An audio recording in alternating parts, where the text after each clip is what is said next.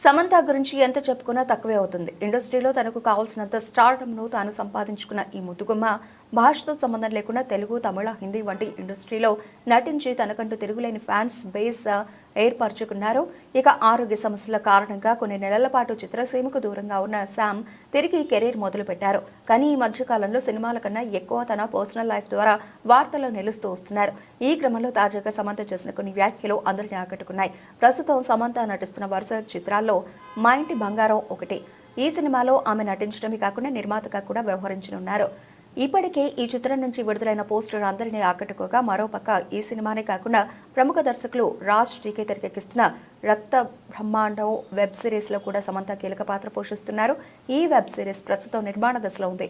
ఈ క్రమంలో తాజాగా ఇంటర్వ్యూలో పాల్గొన్న శామ్ తన కెరీర్ గురించి మాట్లాడుతూ, సినిమాలు నా మొదటి ప్రేమ, నేను ఇకపై నటనను దూరంగా ఉండలేను, ఇప్పటికే చాలా గ్యాప్ ఇచ్చాను, తిరిగి మీ శామ్ మీ ముందుకు వరుస చిత్రాలతో వస్తుంది అంటూ భావోద్వేగంగా తెలిపారు.